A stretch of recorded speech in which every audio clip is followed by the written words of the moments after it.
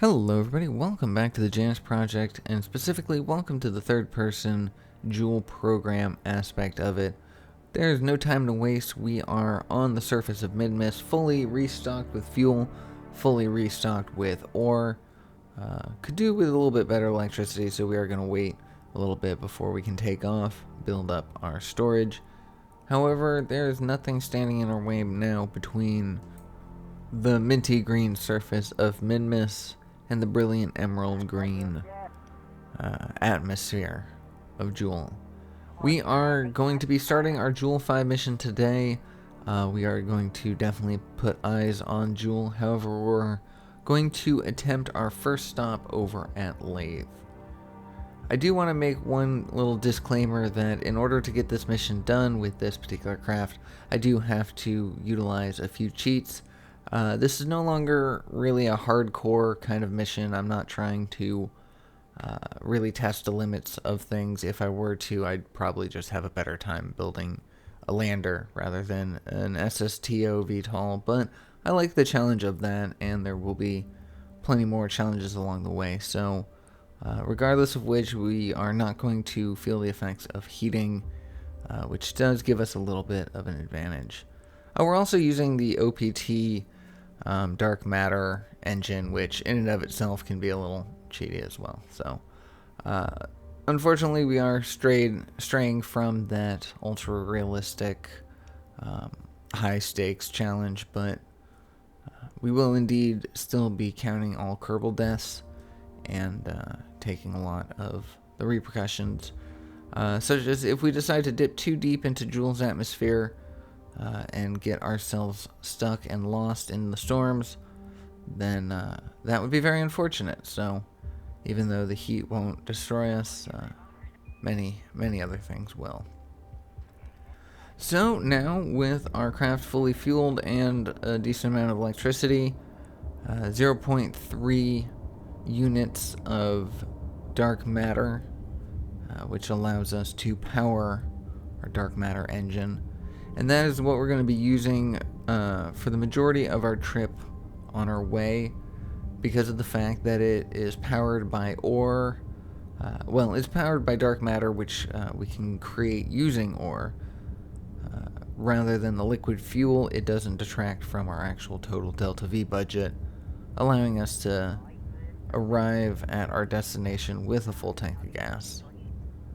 So we are pushing ourselves forward. Thankfully, we were on a slope upwards because this engine has very little thrust, very little stationary thrust, and takes a bit to get up to speed. So if we were pointed downhill, it would have been a little bit more difficult to ascend. Our electric charge is going up because of so many solar panels. Somewhere, one of my action groups changed the control point to the computer core on the inside, and that one's tilted. So when I went to hit prograde, it tilted us up considerably. But switching the command back to the cockpit fixed that fairly easily.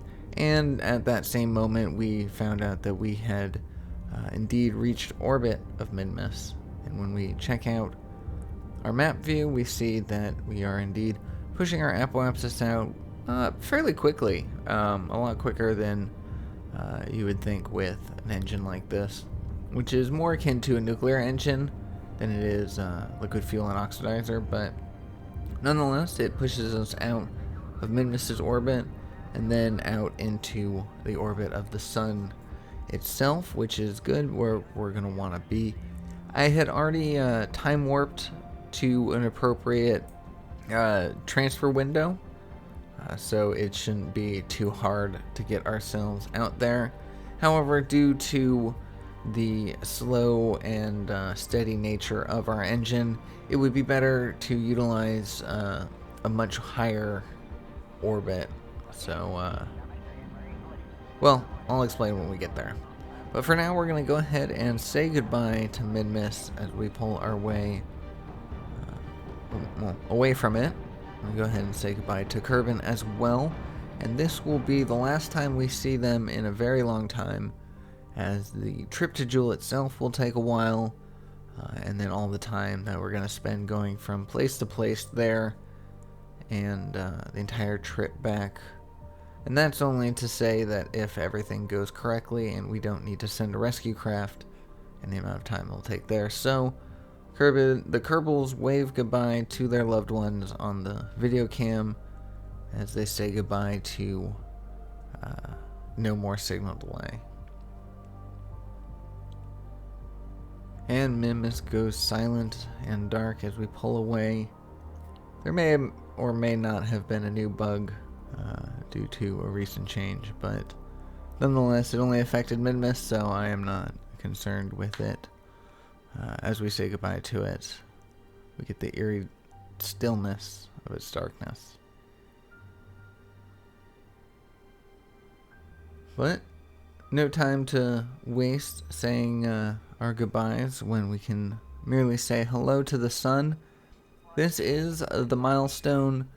It's not quite the perfect milestone as far as getting the first Kerbal in space in the Janus project, or first Kerbal in interplanetary space. I believe that went to the IVA crowd, and they ended up losing a Kerbal out into solar space, which is actually on the maneuver to bring them home is actually still planned. So at some point during their mission, they may have to do a rescue mission for their Kerbal, but that's on their side, so we'll let them deal with it. So now, Astrogator gave us a maneuver to reach Jool fairly efficiently, but it was in a year and like 100 or so days, and I didn't really like that, so I decided to utilize our timing and just kind of eyeball our maneuver. I decided not to make it very precise because we can always change it later.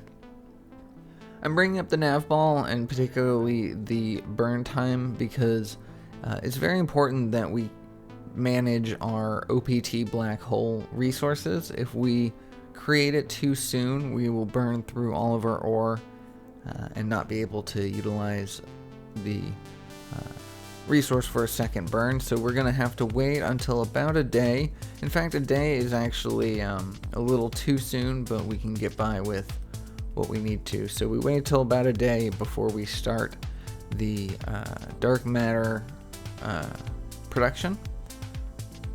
Dark mass, excuse me. We start that and we see immediately our electricity is just hemorrhaging out and we are losing everything. That is the cost of starting the production, but as we see a little bit lower than that, the OPT black hole is producing. The electricity will manage because of the fact that our solar powers are so powerful. We will be able to balance out the energy necessary to create the OPT, and after a day's worth of processing, we have enough to handle the maneuver that we needed to. This maneuver itself took over 27 minutes, something like that. And so I'm going to be speeding up the footage for a lot of this. This footage itself was 555% speed. The next one will be much higher. And you'll see that my burning time was considerably longer than the 2 minutes it estimated. And that's because we are relying solely on our OPT engine, which is definitely OP. It definitely puts the OP in there. It's basically free real estate. It's free engine. It's free Delta V, and exactly what we needed to get there. But that's okay. I'm more curious in just seeing all the celestial bodies in the Kerbal system. I'd rather not wind myself up into a frenzy trying to get a mission done, only to be undone by something very minor and trivial, and then become discouraged in the process and not complete the series, because this is the farthest I've ever gone on the channel. I mean, you know, we've gone to Duna once, we've landed on Duna, have not returned, and that was about it. And so the idea of visiting several celestial bodies, not to mention ones that I've never been to before. That was one of the reasons why I chose not to do Duna in either of my series. We're going to Eve in the IVA mode, and we're going to Jool, obviously, here. And that's because I wanted to change it up, do something different, and explore more that this game has to offer, especially with all the visual mods that we have, parallax, volumetric clouds, all that stuff. Even Firefly, the different atmospheres will change up the coloring of the re-entry effects. It's very cool. So yeah, for a more realistic approach, we are going to be doing our RP1 this time in Soul Beta. If you missed the announcement at the end of my installation tutorial, we are indeed going to be changing up our graphics and our Earth and all that with the new style. But anyways, I'm talking through it. We are trying to manage an interception with Jool, but no matter what we do, we can't get closer than roughly this. So we're gonna just keep a tentative pass by and fix it later, because you can only finagle it so much, especially from this far out. We're not even halfway. Our mid-course correction isn't even mid-course. I try to keep everything relatively close together, all my maneuvers relatively close together, because we are you lose the OPT black hole. It just starts to decay the moment you stop the production of it. And so if I were to do a mid-course correction, say a year from now, that OPT black hole would be completely gone, and I would have to burn more ore to create a new resource to utilize it then. Whereas if I can just kind of manage all of my new maneuvers down within the series within a couple days of each other, then I can utilize just that singular burning of ore to its best efficiency. I didn't activate the ignore max temperature cheat just yet, so it is important to have our radiators out and active.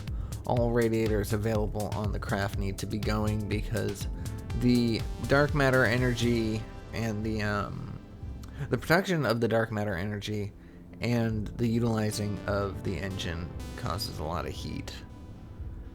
And it also takes a while to turn off the engine, stop the momentum, get rid of the black hole. So we do overshoot considerably.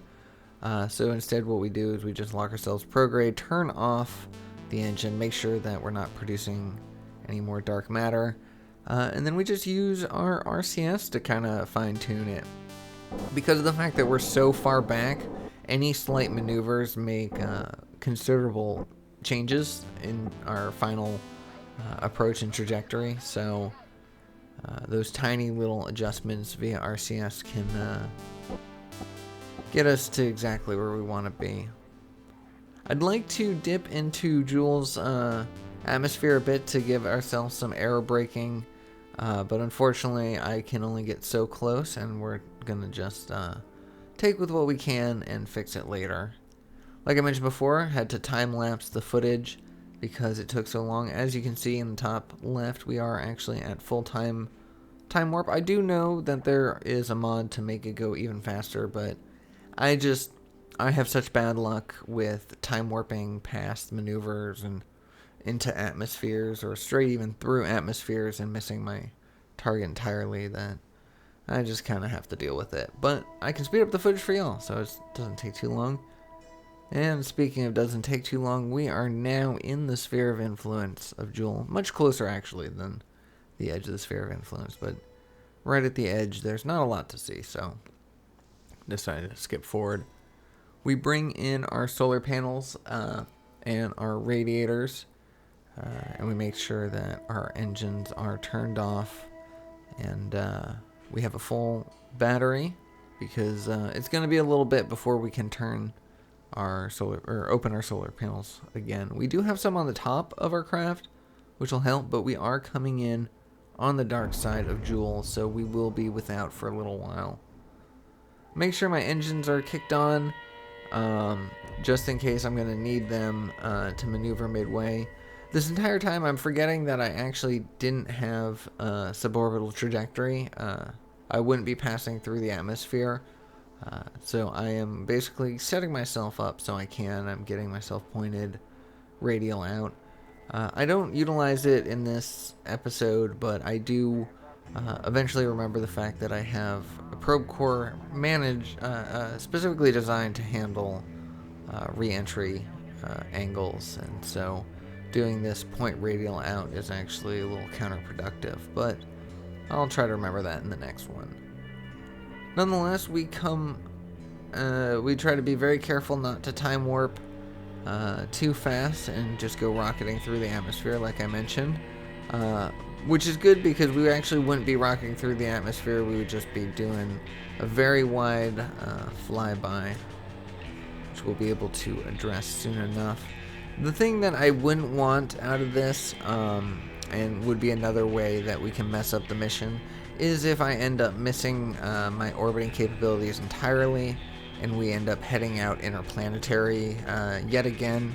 If we don't actually capture here at Jool and stay within the system, we can actually, it'll be a much harder situation to get back here. We'll have to use a lot more resources in order to do so. And yeah, see, there's no way I'm going to be able to just simply orbit Jool like that. But yeah, we'll end up using way too many resources. We may have to try to rescue. It could just go sideways if we don't actually get an orbit. And so now, knowing that I'm not passing through the atmosphere, even in the slightest, there's no way that I can utilize that aerobraking. However, it only takes about 587.1 meters per second just to make this super elliptical capture. So I decided to see if I can do a little bit better with that. I bring the maneuver a little bit closer, and then I zero it out. I adjust my prograde into, well, my retrograde until I can bring it down slow enough to start closing in my orbit. I'd like to keep it solely in one direction as opposed to adding any little radial in there, because my first thought is I could use my OPT engine, but I don't actually have any black hole created, and the burn starts in 18 minutes. I am going to have to utilize my actual engines and my actual Delta V for this, so hopefully it'll be worth it. But, I mean, it will be worth it in the fact that we'll at least know that we're captured in the Julian system, and regardless of what happens next, at least we will be able to be here to see it. Get to see our first look at Jool. Unfortunately, most of it is bathed in darkness because we are on the wrong side, but we will get to see its stormy surface momentarily.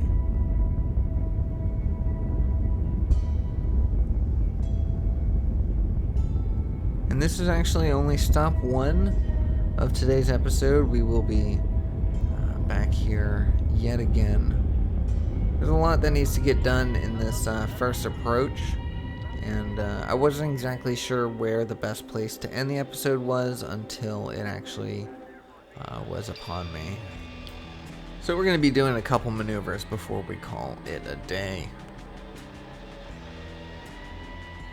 So we are not on a suborbital trajectory. We're not going to be able to use any of the atmosphere to aerobrake our way, and we are on a significantly elliptical orbit. However, Lathe is pretty close to us, and if we make our burn directly at our apoapsis, we can utilize the lack of speed to really fine-tune our trajectory and come in exactly where we want. So as you see here, we're on the wrong inclination, but it doesn't take very much addition to the anti-normal direction on there to bring it up to the right plane, and then by removing some of our prograde, we get an interception fairly easily. It takes only 30 meters per second delta V for just this, and I can bring it and adjust it even further. This is, once again, before I turned on the cheats. I went through several misattempts and failures before I remembered that every single one of the preliminary tests with this craft always yielded failures regardless. Not just on Lathe and Jool, but even leaving Kerbin's atmosphere, there was some sort of bug where my cargo bay was ignoring a good chunk of the items on the inside, and they would just overheat for no reason, and sometimes pieces would just randomly pop off the craft. So at first I come in just barely through the atmosphere, just ever so slightly, and not even really a lot to change my trajectory, because I had yet to remember to give myself that little bit of leeway.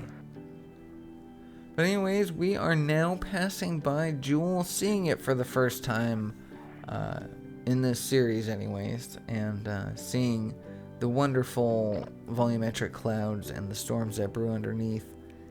When you physics warp or time warp in the game, you lose the detail on the storms, so I actually sat here in real time for about 22 minutes, allowing the craft to pass over the top of it, to lose the least amount of detail as possible. Do brush through it pretty quickly with the time lapse, but still was very interesting to see all the moving pieces and the lightning storms. The lightning storms wouldn't have shown up if I hadn't sat there in real time, so that was worth it.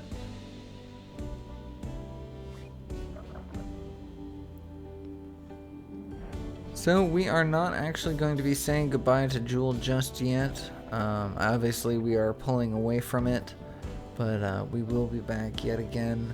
Possibly several times in this whole program. We may end up needing to utilize its gravity well to assist us getting to the different moons.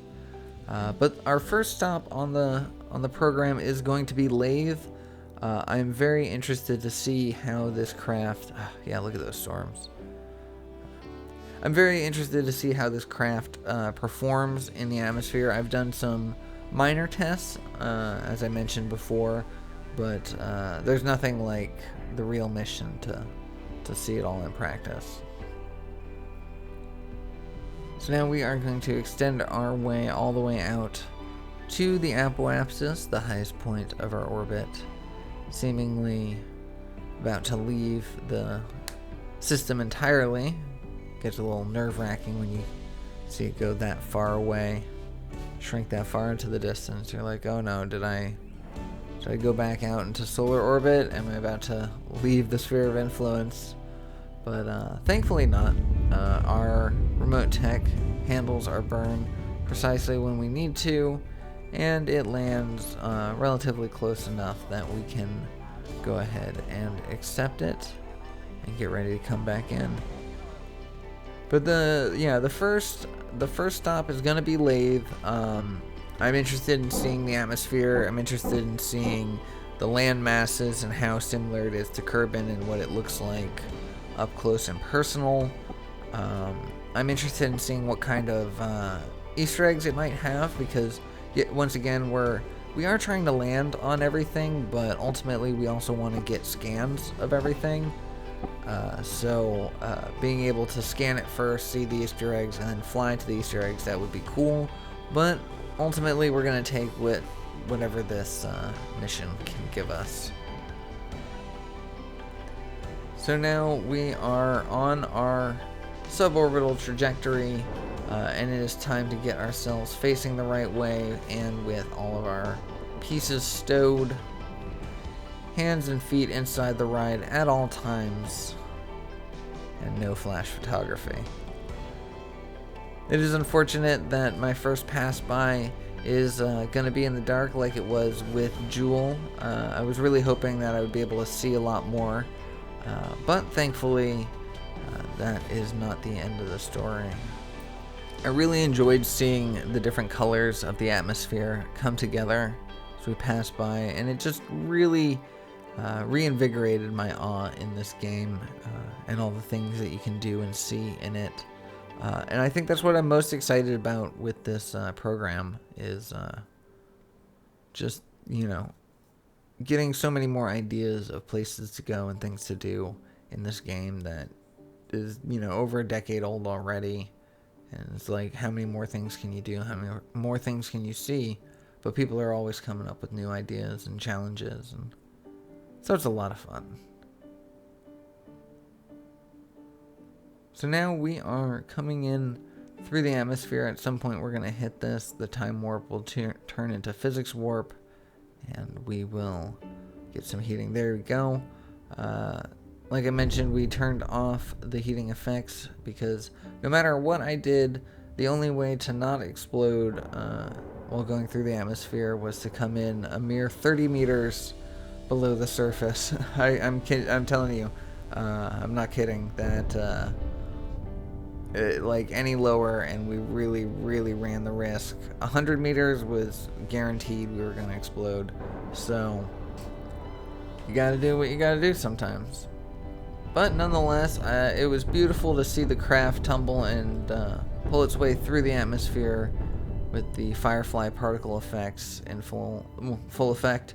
One of the cool things about this mod is the mod developers actually took the time and effort to figure out what the chemical makeup of the atmosphere of each one of their the planets in Kerbin, and I think in the real solar system as well. But the chemical makeup of the atmosphere actually determines the color that the sparks will give.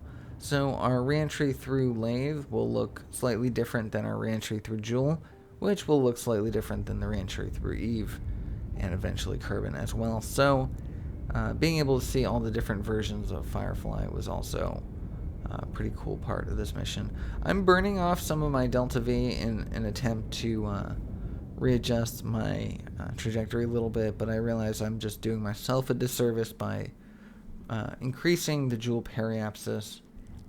And at this point I realized that I would like, because of the fact that I remembered to put the cheat back on, I decided I want to give myself a little more of a challenge before calling it the episode.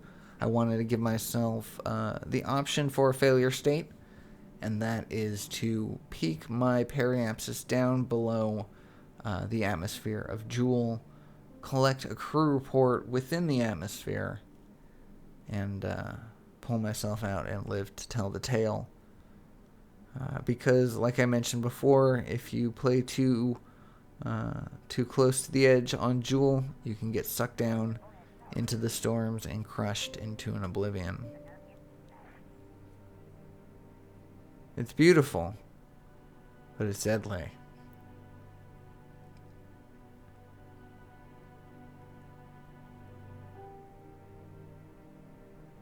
So our periapsis is well high. The ceiling for Jool's atmosphere is 200 kilometers, and so as long as we can dip our way down below that, we'll be able to experience the atmosphere. However, the majority of the storms and more interesting parts, more interesting layers of Jool are well below the safety margin, and if we want to really see the true nightmare that is an everlasting storm, we're going to have to risk it all and potentially lose our Kerbals entirely. And so if we're going to do that, maybe we'll do that towards the end of the program. Maybe it'll be the last thing we do before heading home. If it's the last thing we do. So I play around with 184 kilometers above the surface, 192 to be safe, because any more than that and we risk having too much drag and not being able to leave. So yet again we had to stow our solar panels, and hopefully we have enough electric charge to maintain control as we go through.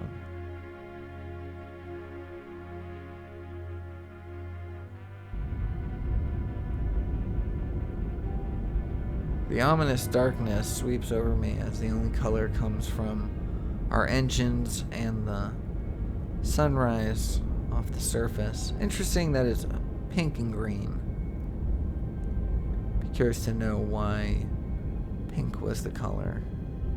Figured that would be an Eve thing. But nonetheless, we come, even though we plotted in our maneuver to land us at 194, our overburning due to remote tech brought us down to 182, which was acceptable. I hadn't done very much testing in Jool's atmosphere. I haven't done much successful testing in Jool's atmosphere, and so it really was anyone's guess on whether or not I was going too low, or if I hadn't gone low enough for it to actually make any kind of difference. Because I also want to lower my orbit a bit. Our elliptical nature is way too far out, and ends up building too much speed. So once again, I mentioned that I had forgotten about our probe core, designed to be tilted slightly up from prograde, which is a better re-entry than this flat-bottomed, pointed orbital out. But nonetheless, this is how we choose to approach.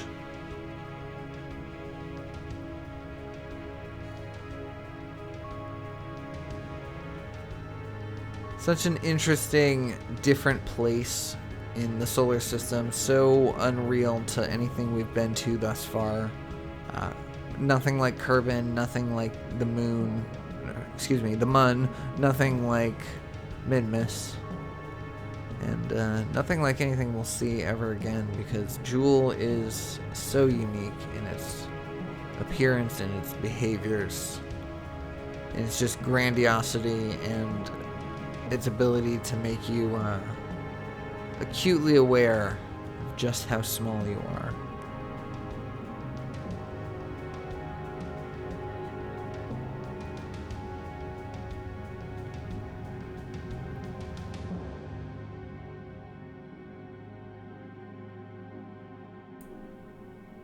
And as the music fades, the heat starts to rise, and soon we will be at the mercy of Kerbin's shining Jool.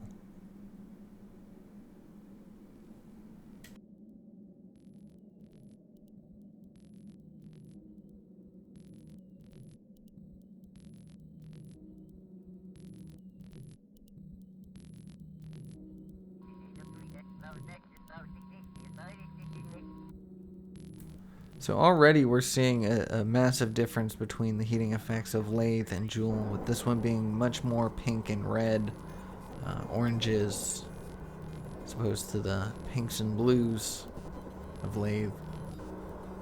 Don't have a lot of control, but I am using our RCS, our precious monopropellant, to gain a little bit of control to make sure that we point as flatly as possible, to maximize our drag and maximize the lowering of our apoapsis. But ideally, if I can get myself pointed prograde before we end up falling victim to the planet's gravity, that would be ideal, because if worst case scenario, I can start up the engines and hopefully pull myself out of the dive. I was very disappointed to see that the crew report for an atmospheric flight through a crewed atmospheric flight through Jool's atmosphere yielded nothing but a template like the crew's assessment of the situation. I was really hoping for something a little more daring in the text. If anybody knows of a mod that adds different text to the crew reports and the science reports, especially for the ones that are basically just templates, I would love to know. Please let me know in the comments below about that. But here we are, pointed prograde, getting ready to exit the atmosphere. We didn't actually need to kick on our engines at all because our apoapsis is high enough that we will end up exiting the atmosphere before getting captured completely. I believe we're actually past our periapsis at this point, which is why I'm allowing myself to be a little jovial with my time. Our pilot is taking a little extra joy in the mission. Our pilot today is Bartson, and by this time he ends up being a 4-star pilot because we did select that Kerbals level up automatically.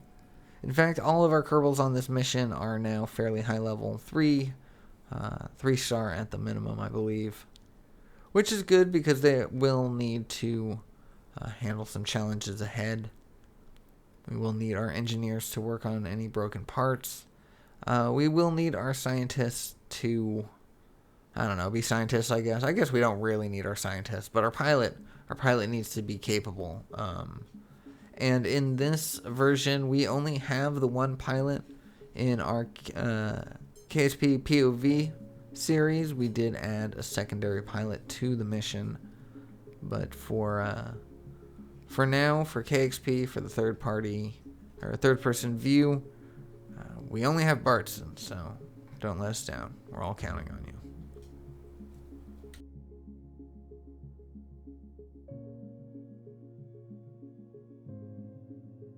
So it is looking like there's no way that I can brute force my way into a high orbit using the Delta V we have.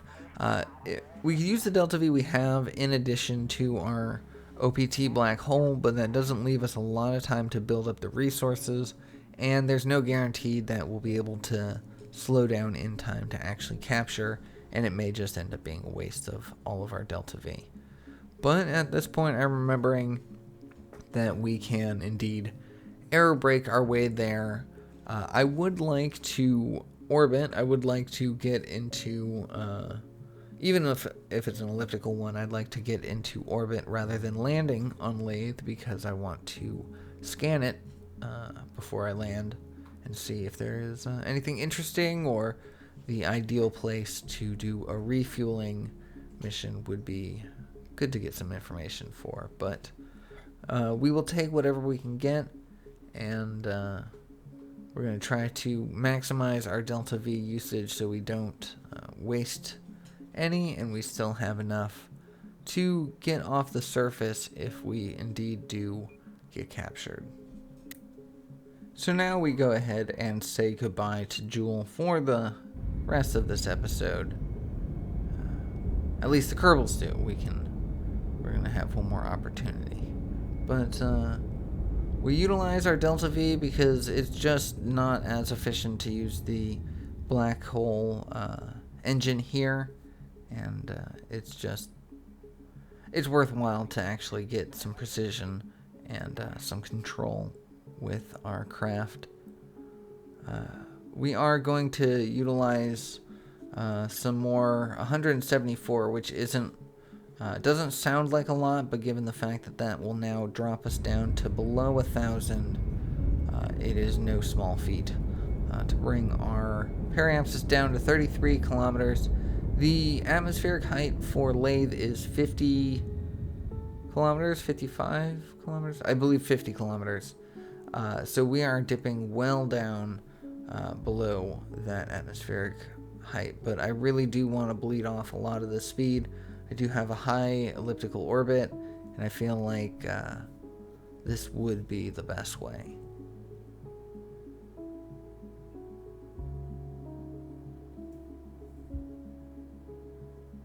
Thankfully, this time we are actually going to be coming in on the light side of the planet, so we will have a little bit more to look at in our descent and through our fire reentry in the atmosphere.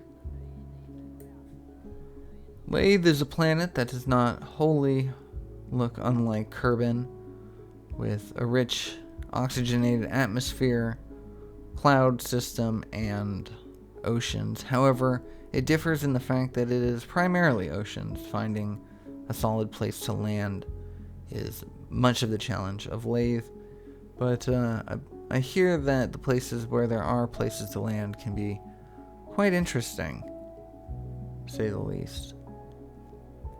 As we approach now, we can see evidence of that. A little peninsula below us, small island landmass, or huge, given the scarcity of it on this planet. Out there, backdropped against Jool, we see some volcanic activity, which was interesting. That was something I didn't even know was a part of this planet, or Parallax, or whichever adds that aspect, or if it is in the stock game. Yeah, I didn't know that that was a thing here, and I actually am very excited to go see that in person and see exactly what that looks like and what it's like to stand next to an alien volcano. Unfortunately, we're pointed mostly retrograde. We don't have a lot of control to keep ourselves pointed orbital out. I am utilizing that precious RCS yet again to hopefully get myself a little more flat to control my aerodynamic drag, but it is kind of pointless. We have entered low enough into the atmosphere that all of the drag will be adding to it regardless, and our periapsis is now in the negatives, meaning that there is no chance that we are coming back into space. Not unless we decide to pull a maneuver to revert ourselves back into a space plane and build up enough speed. But at this point, I decided that we will take our landing where we can. It has already been a long mission, made longer by trying to escape our fate here. Thankfully, our engines will work in the atmosphere. They're already switched over to air augmented standard mode, and so as soon as we can gain a little bit of control and a little bit more oxygen in the atmosphere, we can kick those on, and our aerodynamics should be good enough to land. Unfortunately, our group does not get the canards on the front of our craft because we were already up into orbit when KXP realized that this plane could use with a little bit more control, and so they will have a slightly better time utilizing their plane with those canards. However, nonetheless, I mean, the plane still works, and so we will just have to be a little bit better at flying it. One of our engines is not really functioning. I think that's because the air requirements are not being met well enough. And then eventually our second engine drops out, so makes that seem much more likely. I go ahead and kill my throttle and try to pitch myself over. If I can get my nose to point towards the ground, I can start building up some momentum, and hopefully I can translate that momentum into control. I do have air brakes on here, but I'm not going to end up using them for no particular reason, except for I just don't think to use them. But I feel like it could have been slightly helpful right here. But nonetheless, I kick my engines back up now that I'm in a mostly controlled downwards fall. Didn't want to say mostly controlled downward spiral, but essentially that was what it was.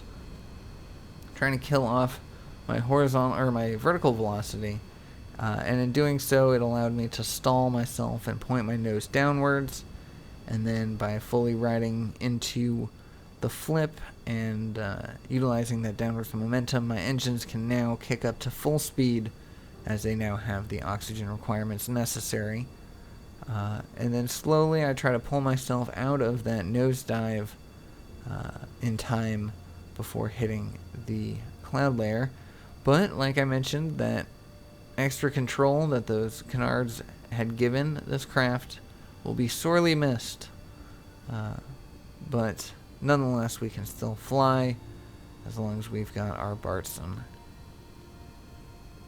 So I try to flip myself around, once again regain control, get my engines oxygenated enough to get back up to full thrust.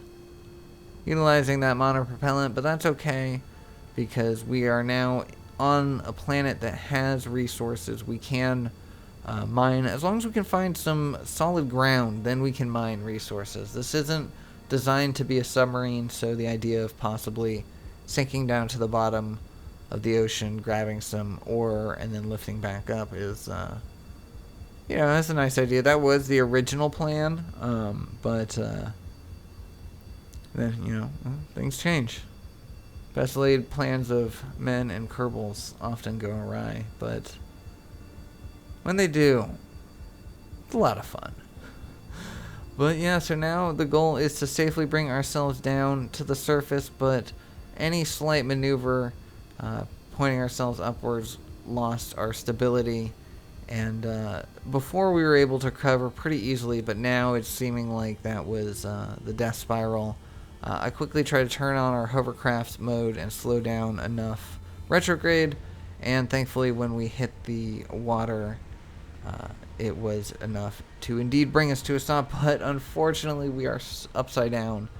And well, that's not a death sentence because we do have our upside down hovercraft engines, which brings us high enough above the surface that we're not going to injure our tail fin or anything.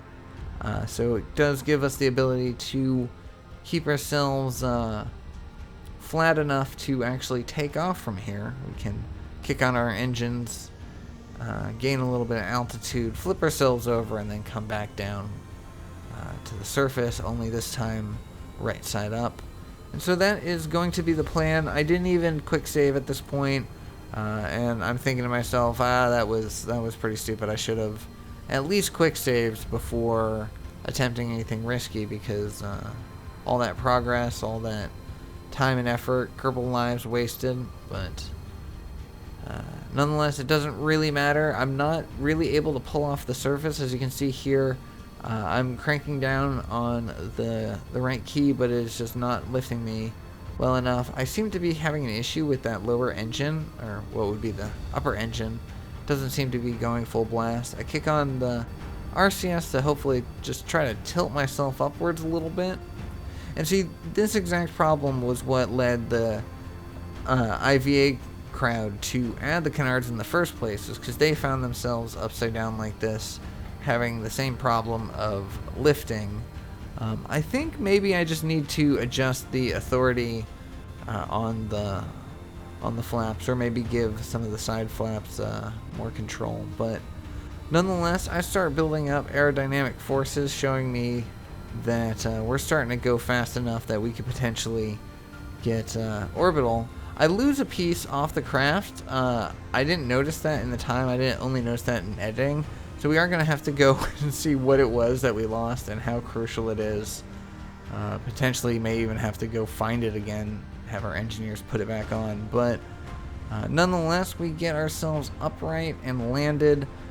Do a little jump for joy, as we are now once again safe and touched down on the surface, able to save and able to breathe again. Say job well done. Bartz and Kerman, you did an amazing job. You can rest for a little bit while the eggheads figure out where you need to go next, how to get your fuel, and what the next step in the Jool 5 mission is, and where to go from here. But in the next episode of the Janus Project, we are going to start the POV side of things and their mission to Eve. And once again, if you're not familiar, POV is a first-person IVA mode. So we will be doing the interplanetary thing, but from the cockpit. But anyways, that is where I'm going to leave today's episode. Thank you so much for watching. I hope you enjoyed it. I hope you're looking forward for more of the Janus Project. If you did think about subscribing, drop me a like, let me know your thoughts, and I will see you on the next one. Take care.